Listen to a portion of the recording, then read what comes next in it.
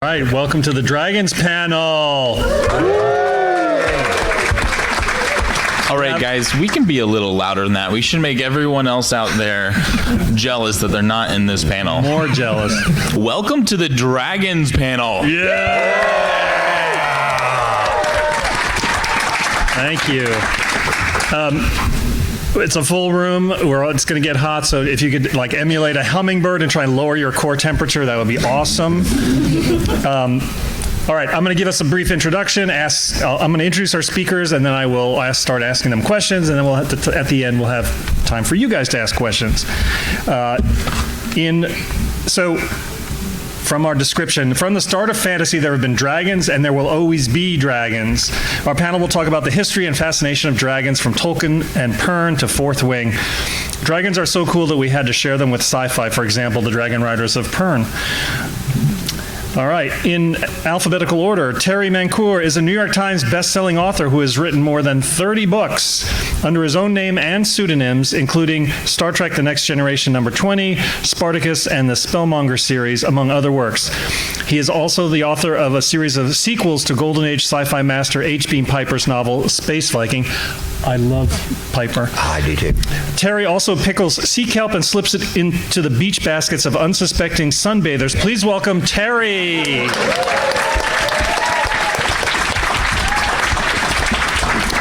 Jody Lynn Nye is a New York Times and USA Today best-selling author of fantasy and science fiction books and short stories, many of them with a humorous bent. She's also been published by Tor, Del Rey, Avon, Wordfire, Baen Books, Ace, DAW, UFO Publishing, and elsewhere. Jody also collects the skulls of her enemies and crochets colorful cozies for them. Please welcome Jody.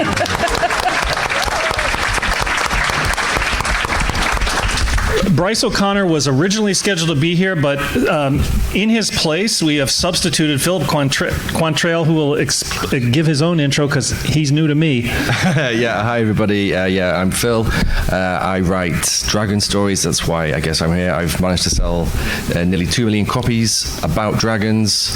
I'm going to sit here and pretend like that means I know everything about dragons, when really I just know about my dragons. I've written The Ranger Archives, The Echo Saga, and A Time of Dragons. Check them out. Excellent. By the way, Phil enjoys creating palindromes and then reading them backwards. Yes. As if that weren't complicated enough. Bruce Centaur is an international best-selling author who focuses primarily on the harem lit and lit RPG subgenres of fantasy fiction writing. Throughout his writing journey, Bruce has honed his craft, landing on a consistent release schedule, a new novel coming out almost every month. He's written 8 series comprising over 45 titles, and that's just in the last week. Bruce is also an Olympic-caliber synchronized swimmer, practicing often in public fountains to the dismay of parents of young children. Please welcome Bruce.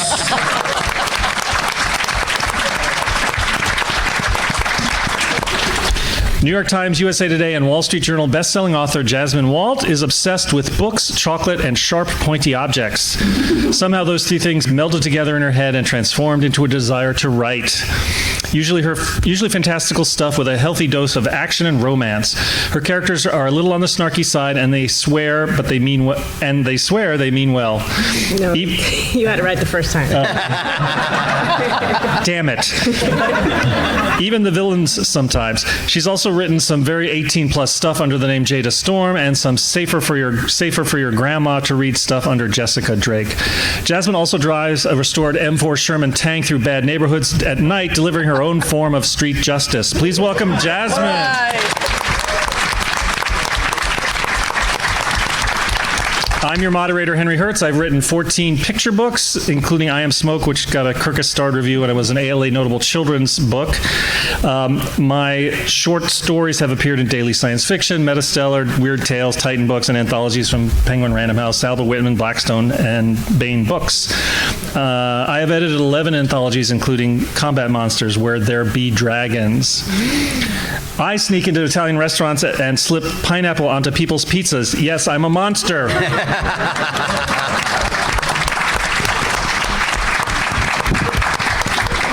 Okay, my first question has a little bit of a lead-in because I'm going to quote Wikipedia. Wikipedia says a dragon is a magical, legendary creature that appears in the folklore of multiple cultures worldwide. Beliefs about dragons vary considerably through regions, but dragons in Western culture since the High Middle Ages have often been depicted as winged, horned, and capable of breathing fire.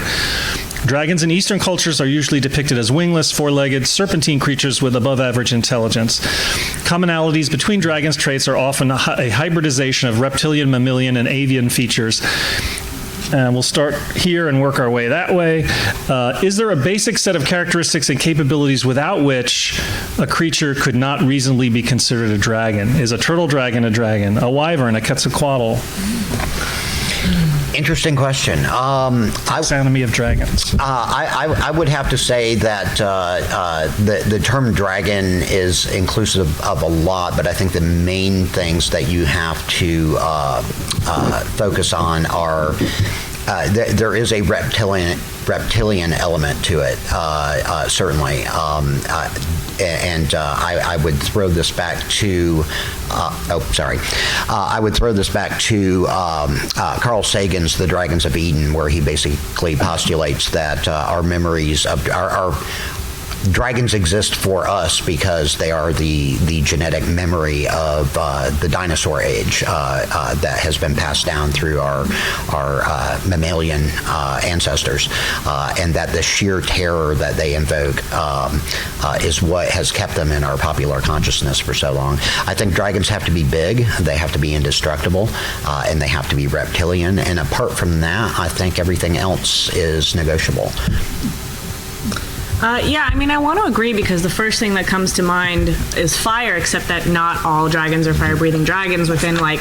Oh, is it? Sorry. Pull it towards you. Yeah. Can you hear me? There you go. Sorry. Anyway, so like within Chinese and I think also Japanese mythology, they have water dragons and they have different dragons to represent like different seas. And I think like the main thing across mythology is that dragons are supposed to kind of represent the uncontrollable nature of storms. So that's where you get into cool shit like lightning dragons and like other stuff. But I do think that they should have to fly. I feel like even the sea dragons in some cases, like they can rise up out of the water. I do feel like he's right. They have to be big. They have to be very scary. They have to represent something colossal and pretty much indestructible or close to it to qualify. And I think they should have claws and fangs at the very least. I think dragons are far more varied than that. If you think of the worm Ouroboros, who holds the world together, no wings, and in fact, no claws that can be seen. Scaly, absolutely. But dragons that have appeared throughout history, they come in various shapes and sizes. In China, I saw a statue that was a tortoise with a huge pillar on its back with Chinese language written on it. And I said, "Why is this here?" And our guide said, "Because the tortoise is one of the 9 sons of the dragon." And I said, "Ooh, that's cool. What are the other 8?" And he did not know. But I have since found a list, and they are a lot of them are mythological creatures that are not well known in Western culture. So I thought that was kind of cool to find that there are descendants and relatives and mythologies that have not been shared across into the West yet. So there's quite a lot more to be learned about it. I think Sagan was wrong in a way that it's not necessarily our lizard brain breaking out and creating dragons. I think people found fossils of creatures with very, very sharp teeth and long skulls and said, "Oh, what shall we explain? How do we explain what it is we have found?" And I think that dragons came out of that. Yeah, I mean, I wouldn't ever tell another author that what they've created is not a dragon. If an author can write a story and convince me so that I don't question it that this is a dragon, I will accept that this is a dragon and this is their story, and as long as it takes me through and I'm not constantly going, why does it look like that? Why does it do this? Why doesn't it do that? Then I will happily accept any dragon. It's not how I do my dragons. My dragons are colossal, hard to kill. They breathe fire. The rare ones breathe ice. their shell, the eggs are impenetrable. Very traditional sort of dragon. I'm an Englishman. I love Tolkien. I might be related to him. You can't tell me I'm not. Your relatives in South Africa. But yeah, my dragon is a very traditional dragon. Although I do like intelligent dragons. I always think of dragons as being like dogs. We all love our pets. We all love to have a dog, and I always think that when you have a dog, the dog is always, you're protective of your pet, you're protective of them, they can be protective of you. And that's like a whole thing, the relationship you have with your pet. Imagine that, but the pet is like 2 buses long.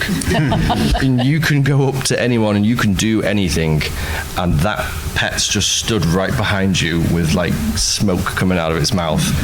I think that's why we all love dragons, is because they are just not a pet, but they give us that ultimate pet experience. So you're saying they're a good wingman? Very good. I'll be here all week. I'm literally doing a punnery panel later. I like the You and What Army. That one. Yes. Well, I'm last, and we've gone through a lot here. I think to be a dragon, I think to be a dragon, you have to be epic. You have to be sort of the apex of the food chain in the story. We've seen dragons come in so many different forms, and there's so many. People in stories have said like a hydra is a dragon or a half dragon. You have wyverns, you have worms. But I think the dragon of the story is the apex. It's powerful. It should be awe-inspiring, and it should be very difficult to kill. I do think Mushu might disagree with you, though. And Duncan, if anyone's familiar with the Duncan and Mallory series, he's about man size, but he can still threaten towns. We'll start at your end this time. Oh, okay. Are there any characteristics or capabilities that would disqualify a creature from being considered a dragon?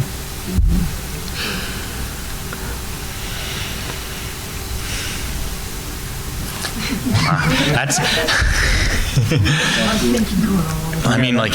That's a tricky one. Yeah, I mean, if you're a writer and you're trying to say it's a dragon, and there's something that disqualifies it. Like, does it have fur or feathers, or? I mean, you could do fur and feathers. You could say it's like a half dragon, and you could have all the fun you want. I have dragon shifters in mine, in one of my series. I honestly don't have a good answer for that one. You kind of stumped me. Sorry. I think we're going to end up agreeing with him, which is they can be anything you want as long as the reader isn't pulled out of the story saying that's not a dragon. It's just convince us it's a dragon and it's a dragon. Yeah. Sorry, it was a trick question. I think that to qualify as a dragon, it can look a number of ways, but it needs to be something that can't easily be vanquished by a human, because dragons are usually presented as a challenge in some ways. Mm-hmm. And even when they are small, a lot of depictions of St. George slaying the dragon is no bigger than his horse and no thicker than his own body. But still, it is a terrifying creature that needs to be vanquished in St. George's case, for the sake of Christianity. But it represents a power that human beings or whoever the challenger is needs to be able to overcome, but it won't be easy. I mean, honestly, I was going to say, like, being vegan, but I kind of, like, somebody's going to come up to me after this panel and be like, actually, I wrote a vegan dragon, so we can't even say that. I really think that it's what we talked about earlier, is that within mythology, there's such a wide range of what a dragon is. I do still think that within genre fiction, you kind of got to stick with the scales and the wings and the fire and the claws, or people are going to be like, that's weird. But I also think that the fun thing about fantasy is that you can kind of get away with anything if you explain it correctly. Anything to add?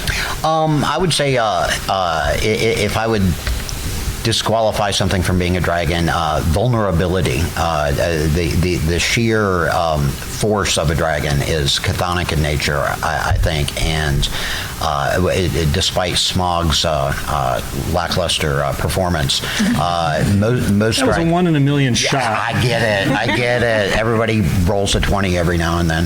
That was 620s in a row. But despite that, I think that you can't have a dragon that's weak and still live up to the name and the image. We have a protest. Go ahead quickly, please. I would like to set as counter to that the swamp dragons from Terry Pratchett's Discworld, who explode when you look at them cross-eyed. Okay. They're still dragons. Yeah, I think we're coming around to Phil's point of view on this one. It was inevitable. It was inevitable. Resistance is futile. All right, next question. We'll start with you. Okay. Most people are familiar with dragons appearing in fantasy literature, but would you care to share a novel that you liked or just you're aware of that involves a dragon in a different genre than high fantasy? I'm glad I go first on this because I'm going to hit the obvious one and say Anne McCaffrey's Dragonriders of Pern, which I thought was masterful. Which is sci-fi for those of you that have not had the fortune of reading it. Right, despite the fact that there are dragons on every cover of each of her books, it's a science fiction series. It's not a fantasy series, and I think she did an excellent job of taking all the traditional elements of a dragon, the strength, the power, the ferocity, and the flying, the breathing fire, all that, and she transposed them to a believable science fiction world and made them an inherent part of her, not just the story, but the ecology of the planet. I think I'll close with that because I can't think of another instance. And just if you've read her stuff, or if you haven't, either way, her son Todd has picking up the baton and run with it, so he's continued with additional books. Now, for people who don't believe it, Anne worked with a biologist named Dr. Jack Cohen to examine how the genetic, using the genetics of the dragonets on Pern to make them large enough to fight against the falling thread on the planet. It was all very sound science, and you won't find that until you get to a book called Dragon's Dawn, but that explains quite a bit of how it was done and in what way and what backfired and what species exist because there was experimentation. Nice. Please. Fair enough. I mean, I don't really have any good. I still think that paranormal fiction counts as fantasy, and that's where I've encountered dragons outside of fantasy. Like usually they're dragon shifters, but it's been so long, and I can't think of a particular book that I'm probably going to pass. Do we all get one pass? Yeah. You can pass. You can phone a friend. I feel like I'm yet to leave my safe bubble of fantasy, so I haven't gone far enough out beyond that to see where else I can find a dragon. But I definitely will after this panel. Anything? Yeah, so I think in sci-fi there are a lot of dragons. They don't always call them dragons, but they're massive reptilian monsters. I think of things like Lake Placid. It's a crocodile, but I mean it's pretty much a dragon. Or The Surface, or a number of sci-fi that use the feel and the sense of a dragon by making some sort of massive reptile. And as you can see, I did not give the questions to the panelists ahead of time because I prefer to get candid answers. But having the advantage of knowing the question, I did some research. And for those of you interested in more answers, I can list a few other examples of non-fantasy dragons. So we've already talked about Pern and Fourth Wing. Her Majesty's Dragon, which is alternate history. Naomi Novik's beautiful works. Combat Monsters Anthology, mine, alternate history. Star Rigger, which is sci-fi by Jeffrey Carver. The Adventures of Flinx and Pip series, which is sci-fi by Alan Dean Foster. That's right. The Iron Dragon's Daughter, sci-fi, Michael Swanwick. Between Planets, Robert Heinlein. The Goblin Reservation, Sci-Fi, Clifford Simak. A Natural History of Dragons, which is mock nonfiction by Marie Brennan. Road Marks by Roger Zelazny, which is sci-fi/fantasy. Dragonback series by Timothy Zahn, which is sci-fi. Lair of the White Worm, horror by Bram Stoker. Guards, humor, Terry Pratchett. How to Train Your Dragon, humor, kids by Cressida Cowell. Wings of Fire, middle grade by Twee Sutherland. All fantasy. Jeremy Thatcher, Dragon Hatcher, humor, kids by Bruce Coville. Lots of, the point being, people have taken dragons, not only tweaks their appearance and their abilities, but adapted them to pretty much any genre you can think of. Okay, another Wikipedia reference. The Japanese word kaiju originally referred to monsters and creatures from ancient Japanese legends. There are no traditional depictions of kaiju or kaiju-like creatures among the yokai of Japanese folklore, although it is possible to find megafauna in their mythology, e.g. Japanese dragons. In mid-19th century, the term kaiju came to be used to express concepts from paleontology and legendary creatures from around the world. For example, the extinct Ceratosaurus-like cryptid featured in The Monster of Partridge Creek by George Dupney was referred to as a kaiju. All that said, could dragons be considered kaiju? And I forget, is it your turn to start? I'll start, 'cause I Please. got a good one here. All right. When I think kaiju and I think dragon, the first thing that comes to mind is Godzilla. And I would say Godzilla is a dragon. Yeah. I agree. Yeah. I agree. With very tiny wings. And he breathes lightning, which is awesome. Yes. Yeah, no, Godzilla for sure. Yeah. Kaiju. What was that film? What was that film called with the Pacific Rim? Yeah, that's it. Pacific Rim. Yeah. So I watched that and I didn't think dragon. I feel like the word kaiju and the word dragon are just far enough away that my brain doesn't go one is the other. But yeah, I can see how they could be considered dragons. Like Ghidorah was pretty dragonish. Yeah. It flies. Yeah, wasn't that a two-headed or Three-headed. Three-headed. So there are three-headed dragons. Yeah, in see the that? film. Yeah, I can get. And that's the thing. I think even though I said, as long as the author can convince me that anything is a dragon is a dragon. Still, in my head, a dragon looks like a dragon. Like it looks like a dragon. It is a dragon. You know it when you see it. It's like pornography. That's exactly. I didn't want to say that, but that is what it is. That's how I'm quoting you. You know a non-dragon when you see a non-dragon. You know when someone is trying to convince you and it's not. Yeah. But I mean, a really good author can convince me that it is a dragon. It's a bit harder in film and TV, I think, when you're actually looking at it and you can immediately look at it and go, that's no dragon. I really don't know what kaiju are, so I would have to say I'm not sure. Okay. So, pass. I mean, I think if you think strictly about the definition, I think dragon definitely fits under the kaiju umbrella. Whether or not like somebody who's an expert in Japanese mythology would say so is like a different story, but I would say that I would vote yes. I would vote yes as well. I think my reasoning follows that kaiju or dragons would be considered kaiju because both are inherently monstrous, which I think is another characteristic of dragons that is pretty much essential for their portrayal. The kaiju are all universally monstrous, and so dragons would definitely fit under that category. Yeah, I agree. Yeah, the big dragons, right? Little dragonettes that sit on your shoulder are not kaiju. Those are just cats. You mean with like wings. this? That's what Yes. We'll start with you now. This is a nice wide open question. You guys will have plenty of room to play with this one. Why do you think readers love dragons? Oh, that's an easy one. I think readers love dragons, like I said, because they're monstrous. They terrify us.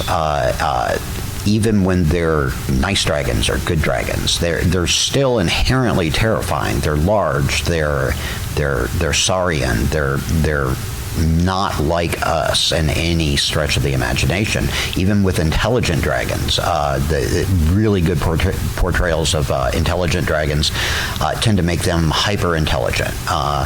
They are in every form and fashion bigger, better, stronger, meaner, and nastier than us.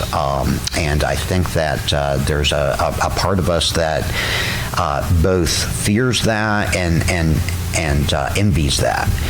And when we encounter dragons in literature, we automatically feel small and we feel powerless, but at the same time we recognize in that kind of monstrous chthonic being something that's so much greater than us that it brings us awe. And I think those triggers on our limbic system are the things that really make dragons so ubiquitous and so such great characters. I thought that to go to the classics, Smaug was one of the better characters in The Hobbit because of all of those reasons. You compare Bilbo and Smaug, and you have all of us, how all of us would react in the presence of a dragon, just because of its sheer difference in size, strength, and ferocity. We love being terrorized by that sort of thing. Those are the things that creep up on us in the middle of the night. Those are the things that are just over the horizon, lurking, ready to destroy everything. And I think we really get a thrill out of that. Bonus points for using the word chthonic in a sentence. Twice. I think for me, it really depends on the reader, because there are different reasons that there are different types of dragon stories. We've got dragon slaying, we've got dragon riding, we've got dragon fucking. So they are recording this, by the way. In the room? Yes, there is. Sorry, my bad. Dragon romance. Yes. Right. But at least for me, yes, dragons are scary, but for me, they kind of represent freedom in a different sort of way. Everyone loves the idea that, in the case of dragon riding, that you get to befriend a really powerful creature that is going to defend you and protect you and be your best buddy for life, and that you can literally fly and ride on and go anywhere and do anything. And I think there's something really empowering about that. Go ahead. There are so many different kinds of dragons. What we get from each different kind varies. So the kind of story that you might be approaching, there are human-sized dragons that, for example, Robert Asprin's Dragon series began with Dragon's Luck, Dragon's Wild, and Tea with the Black Dragon by R.A. McAvoy. Yes. Anyone remember that one? Oh, I do. Nayland Long is a dragon. In fact, he's a very ancient dragon. I think what we see in dragons is knowledge or power beyond our abilities. And whether or not that's something that we're going to fear, or something that we're going to like, or something that will become an aid to us or a friend to us. Different kinds of stories, different kind of emotional feedback and reward for the reader. If you want a really good fight, a dragon is exactly where you want to be.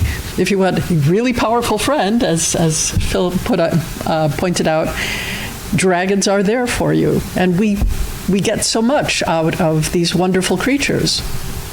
So besides having dragons that you can impress, like Pernese dragons, there are also ones that you approach when you need wisdom, or you're trying to find treasure, or both. When you need a really, really important favor, perhaps a dragon is there for you. Well, I mean, not to get too deep about it. I know it's very hot in here, but every human being likes to be accepted. That's something that we all are always looking for. And I don't know if you've ever been in the presence of an apex predator, like a gorilla. You're near this creature that it can absolutely murder you, and it can crush you to bits, and there's nothing you could do to stop it from hurting you. But it accepts your presence, and that's almost like an honor that it accepts you, and then amplify that to the size of a dragon. And I think that the books I write, I have riders, so I have people who are bonding with dragons. The idea of being accepted by a creature so awesomely more powerful that that reminds us that we aren't the apex predator in that environment. The other thing I always like to compare them to is like getting a really, really cool fast car. And when you get in that car, all the other cars move out of the way. You can go wherever you want, and who wouldn't want that car? Flying Uber. Yeah. The Uber. Yeah, but no one else has got one. Since it means over, yep.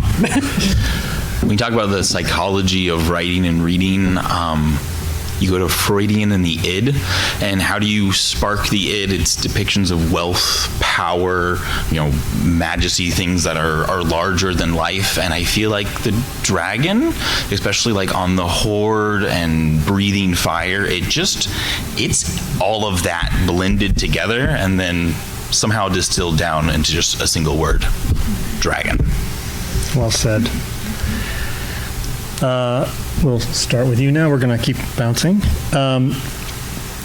What challenges to writing could be introduced by including dragons? When you consider folding a dragon in, you don't do it willy-nilly. So what do you think about in terms of introducing them so as to avoid any missteps as far as the reader is concerned? So the dragon is an interesting part of writing fantasy. A lot of times when I write things, I like to do 80% familiar, 20% strange. I have one book where dwarves are like ants, where, they're underground, they dig. But when you say dragon, there's a very specific thing that pops in most people's heads. And it's hard to twist what a dragon is. And we were all saying, like, anything can be a dragon. But when you say dragon, when you put that on the page, everyone goes, okay, it's got scales, it's got wings, it's got really sharp teeth. And you can play with that some, but the dragon is a very defined element of fantasy, and so you do have to be very careful. It's a very rigid element that you can't be too creative with. Go ahead. What was the question again? Are there any challenges as a writer? Are there any challenges you think about when you introduce? You're going to plan to use a dragon in your story. I mean, the first problem I came across is that every dragon is a weapon of mass destruction, and as soon as you introduce a dragon into a story, you have to immediately think, how is that? What are the consequences of that? Because if you bring one dragon into a big battle, you no longer have that big battle that you were hoping to write. The dragon just comes in and ends the battle. And one problem I had, maybe in sort of like, I think it was book 4 of the series I was writing, the Echo Saga, I had a character who had built out the Dragonriders again for the first time in a long time. And I think I wrote something like, there was an order of 65 riders, and they all had a dragon each, and they were all learning. And then the bad guys came in, and that was a big problem. And then I thought, oh no, they're just going to show up with 65 dragons, and this book will end in like 10 pages. So then I had to drastically tailor everything down and start changing the ages of the riders and the dragons and their maturity and their experience. But even now, like however many books in with dragons I am, that is always the question I have to ask is, how much is bringing this dragon into the story going to change everything? It's like taking a gun to a knife fight. It will completely alter the odds and potentially ruin the story, but also potentially make the story. It's not to say that bringing a dragon and ending a battle immediately can't be a great part of the story, but I do like writing big battles. Well, I think that once you want to introduce a dragon, you have to introduce the element. You rise to the occasion. What can defeat a dragon? Yes, exactly. And so that usually involves a wizard or an advanced army, or another dragon, or another dragon, or heavy weaponry of some kind. And what could be more heavy weaponry than another dragon? One of the problems that comes up again and again when you're writing something as familiar to a reader as dragons is not copying somebody else, not being a cliche, not being too familiar with the tropes that came up in popular series, or finding out that after you thought that you had a new twist, someone has just published a book that contains that very twist. So it requires a lot of research, as anything does, and asking your friends who are well-read, hey, have you ever seen anything like this? And hoping that they say no. So writing dragons is a challenge for trying to find originality. I mean, honestly, what comes to me is size, because they are big creatures and there are logistics involved with that. With this series of Dragons and Fae, Einar is a shifter, so it's not a big deal. He can go from very big to human-sized. He can have his wings out or not. But in my Dragonriders of Phalantia series, for example, Lessie is just a dragon, and she starts as a baby, and that's fine, and she can fit in Zara's lap. But eventually she gets bigger, and then in the second book, they have to go into hiding. And at that point, she's small enough that she can just fit onto an airship. But as the series goes on and she gets bigger, there are just different challenges. There's a whole section where they have to hide an entire army of dragons. Where did they go? How do you do that? So the size is a factor for sure, at least in my world. In my case, I think the important considerations, a lot of them have been addressed here, but you also have to, if you're going to be honest with yourself as a writer, you have to figure out where dragons came from. Dragons, by definition, are not like other creatures. That's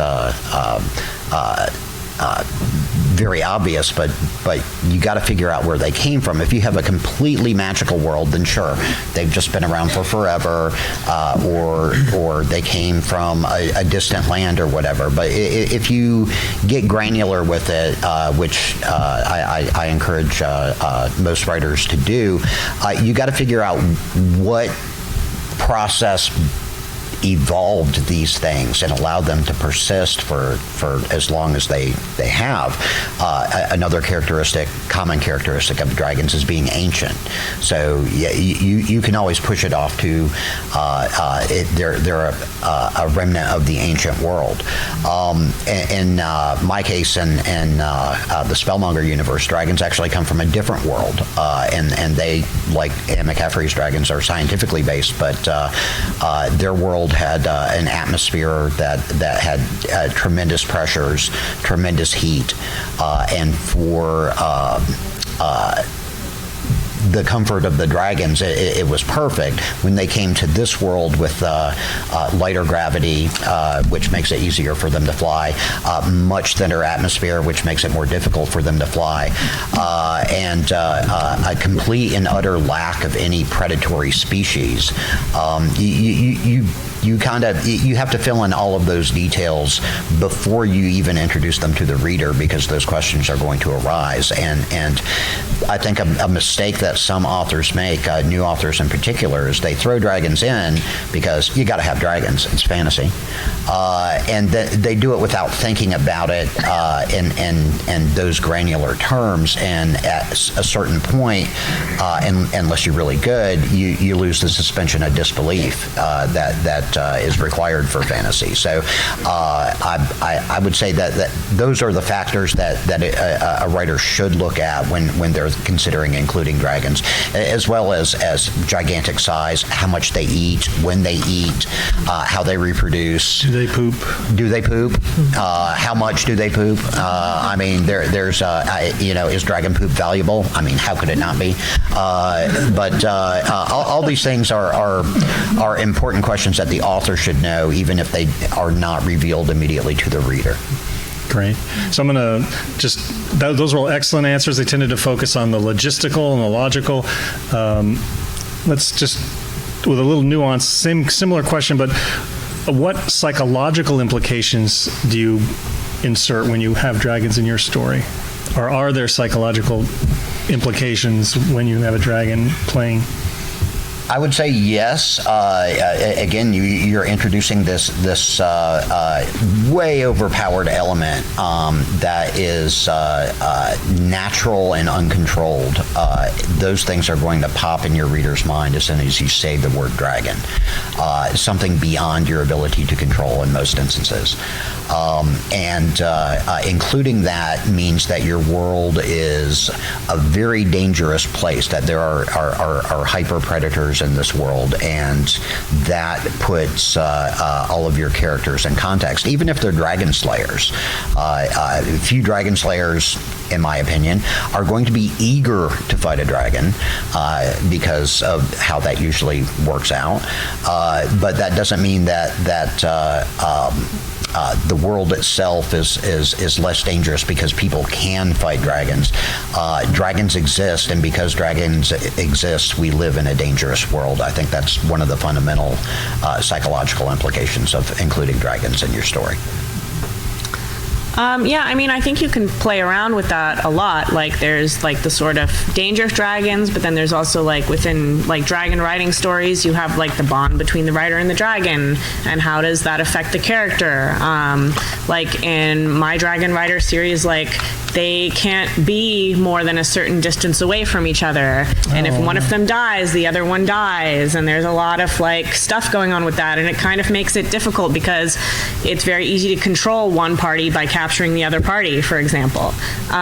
So there's just a lot to consider with that. In this series, it's a little bit different because there's a war between the dragons and the Fae, and basically like the whole backstory, not the whole backstory, but the Fae thought that the dragons killed all of the Fire Fae, and it created this huge thousands of years long conflict between them, and then he's now the last one, and he hates literally every fairy alive, and then she has to come along and convince him to help save her people. So I don't know, I just feel like there's a lot of different stuff you can play with based off of like the mythology you work with and what you make up. A lot of what you have in classical stories about approaching dragons, one way or another, is the humility of realizing that you're up against something that you cannot defeat without a lot of skill and a lot of luck.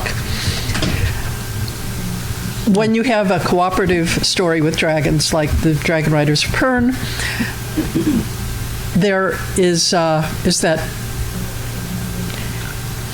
bond that exists between a dragon and a rider. And psychologically, we were talking about this in the very last panel, which was all about the Dragons of Pern and how influential they are,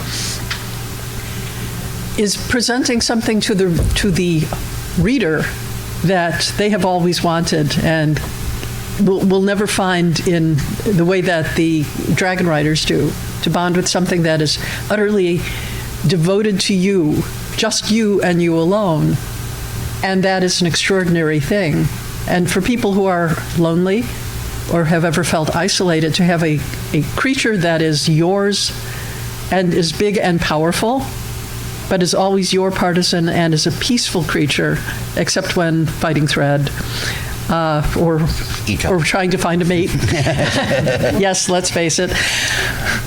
There's an extraordinary longing that human beings have for that kind of connectiveness. There are lots of stories that exist where there's a bond that's created, but almost never with a creature that big and that powerful. So that is a terrific psychological reason to want to read that and to wish for it oneself. And that's a great answer, and it reminds me of, as a kid, Puff the Magic, most of you were too young, but Puff the Magic Dragon, the appeal of that is the idea of having a friendly dragon. I guess sort of piggybacking off that, in my books, the bond that they have is a type of love that sort of transcends a husband and wife, a father and a child, or any kind of familiar love we know. It's the kind of love that makes them feel like they're the only two in the world, even though they know other dragons and other riders. That bond that they have makes them feel like they are just the only two, and so therefore they're the only two that could ever truly understand each other. Like my riders, they don't have bonds with other humans. Once they've bonded with a dragon, it's like all they get that they need is from the dragon. Emotionally, this isn't Fourth Wing. And one of the things that I like doing is, my dragons are inherently wise. They inherit memories from their mothers. And so I always like that when my characters are arguing over something, I like to bring a dragon in at that moment when it's getting really heated, and the dragon just comes in with this really sage one-liner that makes them all go, oh yeah. But that does take me weeks to think of that one line because I am not wise. That's perfect. Well, now I'm thinking about the psychology of the dragon itself. How do you represent, a character that is ancient, that is laying on a pile of gold? What are its motivations? And how do you do that? In my urban fantasy series with dragons, I tried, how do I bring that sort of creature, that sort of person into the modern world? And they're all hoarders. But that is this week on hoarders. Which is funny when you think about it, because how are they going to spend all that gold? It's just to own it. It's not to use it. Right. And so you think about some of those, and how does that change their motivations and when they interact in the story? Well, and just to jump in, I hate to interrupt, but the whole dragons are our friends trope, which I love as much as anybody. But you always have to ask, what's in it for the dragon? Mm-hmm. Why would the dragon want to be friends with puny human that's going to, live for maybe 60 years and then die? It'd be like having a gerbil. Well, people have gerbils. Well, people like gerbils. Damn it, man! But thumbs are good. They can open doors. Dragons can't. Well, yeah, they're true. We got opposable thumbs. That's good. But this is what happened to Puff. But I think it's an interesting question from a creative perspective of what's in it for the dragon. Why would a dragon ever want to involve itself with humans? We're really weak. We're really flighty. We tend to be flaky. We can make chocolate. We'd have to make a lot of chocolate to satisfy a dragon. I just think it's an interesting question, and y'all think about it. Yes. All right, one more a fun one. Not that these others haven't been fun. What's the best breath weapon to give a dragon for combat? I forget whose turn is to start. I think we're done. Oh, okay. Though you have a blank slate. That gives me some. There's a lot of good options there. I'm going to go with lightning. It's just fast, right? In fantasy stories, you can cross the battlefield in an instant, and it's very deadly. I'm gonna go with lightning. I'm gonna go with minigun. No augmentation. Just opens its mouth and mows them all down. Is that an Earth subtype? I'm actually going to go a little bit off the subject of the last question that we had is what do dragons get from humans? And one of them is leave me alone. So my dragon's ultimate weapon is being able to breathe on numerous people and make them fall asleep so they can leave and go back to their hoard. Nice humane response. I mean, I actually think poison gas would be pretty good because it's a great way to kill all the people while leaving the building standing, which is a general problem within fantasy and dragons. So, it's my vote. I'm going to stick with fire. Fire's good, and dragon fire is allegedly, legendarily hot enough to burn, the One Ring if necessary. So, is it as fast as a minigun? How fast can you reload? Limited ammo. Fire is good. I was going to say acid. Like one of Naomi Novik's dragons spits acid, and it's like that's pretty deadly too. Yep, that would be. Okay, we have reached a point where I've exhausted my preparations, and I'd like to open it up to questions from the audience. Please raise your hand. Yes. So if you guys were to become a dragon right now, like just you're a dragon now, would you want to? And if you would, what would you do? Can you repeat the question? Yes, thank you. Okay, the question is, if we could transform into a dragon right now, would we want to, and what would we do? And I think my simple answer is, yes, I would, and Actually, everybody in this room would. and I would do whatever the hell I wanted to.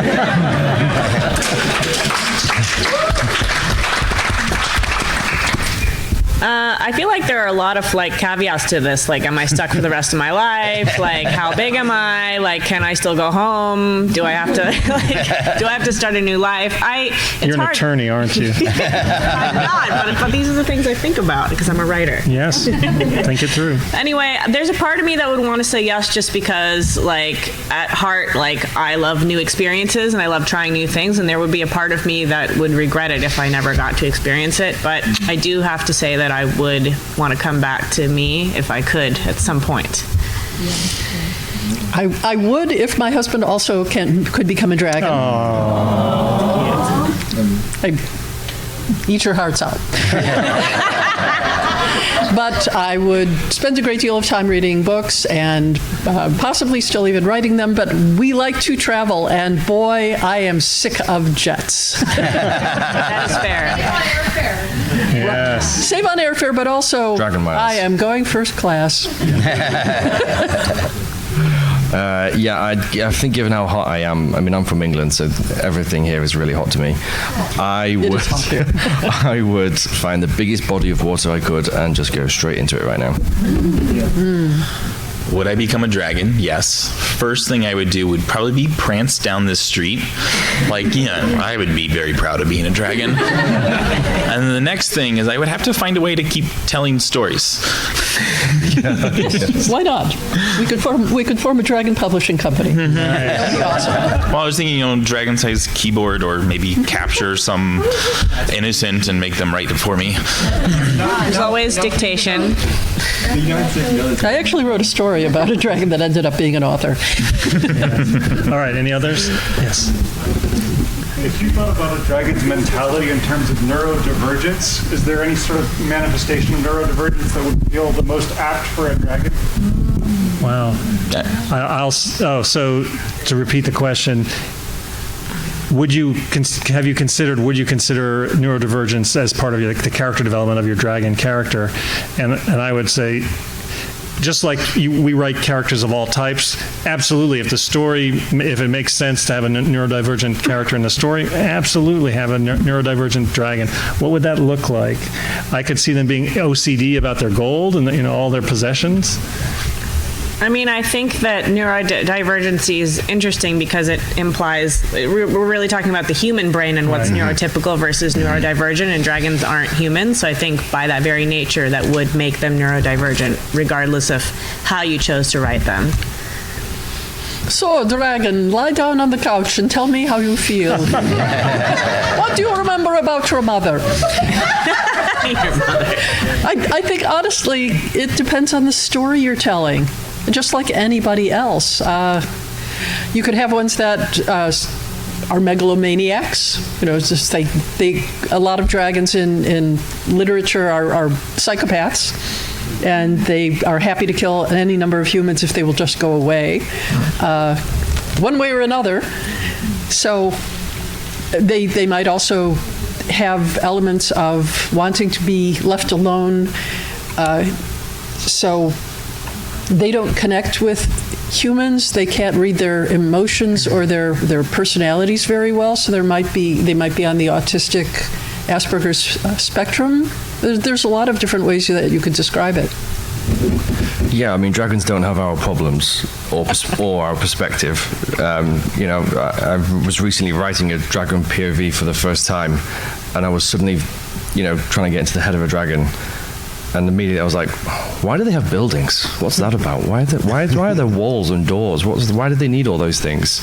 I think it's important that dragons have neurodivergence, that they have characteristics that make them just as intricate and detailed as all the two-legged ones.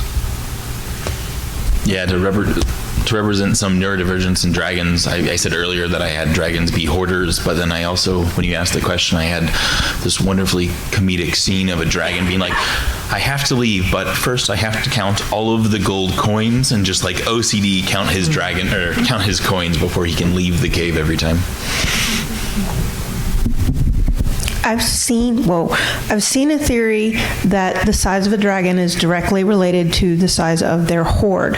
Can you discuss this with relation to modern hoarding, such as, say, a digital book collection or digital money? Do those count as, how do you count size with that? I mean, you just make the dragons billionaires. They're ancient. They've been able to accrue quite a bit of wealth. Digital, it's invisible. Yeah, but I think Dragon bigger? Is he still big when he has billions of dollars, but they're all digital? The metaphor is about greed when it comes to dragons and hordes. It's like kind of representative of one of the 7 deadly sins. So I don't think it matters whether it's physical or digital. If it still has like a impact on the economy, it counts. Yeah. I mean, think about gold. Gold only has value because we assign value to it because it's relatively rare. If we were in space, wood is more valuable than gold. So I think that's exactly right. It's just about greed. They'd still have a super more yacht. valuable You know, than anything. they'd still have big Water and boats. air.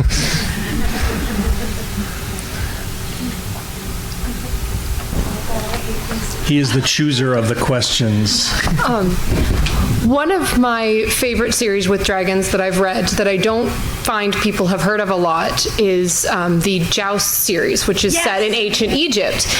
Have you ever, are there any particular favorite unusual scenarios or settings for any type of dragon novel that any of you have come across or have a particular favorite for? So of course, Pern is the classic example of something that's, you know, turns the fantasy trope on its head, but is there anything else that you guys have encountered that you found particularly unusual and enjoyable? I mean, no, I've not, but I want to know more about jousts. Yes, me too. Egyptian dragons? That sounds cool. I've never even heard of. Oh, that's right. That's right. Mercedes Lackey, and it's basically sort of this political thing about centered around the idea of uniting the 2 kingdoms of Egypt, because of course the 2 kingdoms of Egypt started out as the upper and lower Egypt, and these 2 nations are fighting, and they both have dragons, and there's a whole like history, and they're not quite as intelligent as a man, but they're also very vicious, and there's a whole culture around like both the cultural differences between the 2 countries, and it centers around this boy who starts out in the country. No spoilers. Sorry. I was gonna say that is a dragon. No, he's not, but he becomes a dragon rider. Have you read the Patricia Reedy Dealing with Dragons books? Yeah. They're so cute. I love those. This isn't unusual per se, but Andre Norton and Mercedes Lackey did a Dragonrider series together. The first book is Elvenbane, and it drives me crazy every time I think about this series because she died before it could be finished. And I would love to know if anyone has Andre Norton's notes hidden anywhere about the last book, because I really would like to know how it ends. I think I find the more interesting stories about dragons are not the ones that focus on the ferocity, although that's cool, but the ones that focus on a dragon's hyper-intelligence. When you get a dragon, and a writer good enough to pull this off, when you get a dragon whose intelligence and sophistication is so far beyond a human being's, whether it's magical or scientific, I think you take the ferocity of the dragon and you combine it with something where we think we would be superior to something that's just ferocious. Jody mentioned Tea with Black Dragon. Love that book because of the wisdom and the intelligence of the character in there. And I think that's an element of dragonology that a lot of us find very intriguing. We're nearly out of time, I'm afraid. We could go all day, but I'd like to ask, we just have a couple quick things to finish up. I'd like to ask each author to just tell us where people can find you online. You don't need to tell us your speaking schedule because they have that on their app. Where can they find you online? And then please remember, we would love feedback, especially feedback with 5 stars on the app. And then how do you want to however I want to do this. Okay, let's do where can we find you online? Just give us your website address, please. Yeah, it's just brucecentar.com. Centaur is fantastically great for my SEO. You look that in, and I'm the only one you're going to find. Yes, I have the same thing. That's great, but no one can spell my name. So I would say rather than I do have a website, but rather than trying to remember how to spell my name, just look up A Time of Dragons or The Echo Saga. You'll find me. I'm at jodylanai.com, jodylanai.net, jodynai.com, jodynai.com, jodynai.net. It will all filter into the same place. Please visit. I'm also on Facebook occasionally and Blue Sky, trying to learn how to use a couple of the others. So drop in. You can find me at jasminewalt.com or on Instagram, TikTok, etc. at jasminewalt. Just one quick note. I used to have other pen names. I've consolidated them all under Jasmine Walt, so you can find all my stuff there. Also, I have one more set of these, so and I don't want to take them home. So if anyone wants to buy the special edition, let me know after this. You can find my stuff at spellmongerseries.com. I'm also I have an active Discord community and an active Facebook page. And if you just go to Amazon and put in my last name or even Google, I will be the pretty much the only Mancor that shows up, except for a pro golfer in Michigan. He's a relative. And mine is, you can find me at mynamehenryhertz.com. So I'm going to try to be fair and scientific. Raise your hand as quickly as possible if you know the answer. You have to wait for the question. What's the name of the largest dragon in Tolkien's world? I was going to call on you, but you were first. That is correct. Tell her what she's won. Could you pass this back to her? Thank you. Does anybody have a dragon trivia question that they know the answer to, or I can try something else? What's the name of the dragon and how to train your dragon? That hand went up first at the tattoo. Go ahead. Louder, please. Toothless. I believe that's correct. Thank you all for your attention.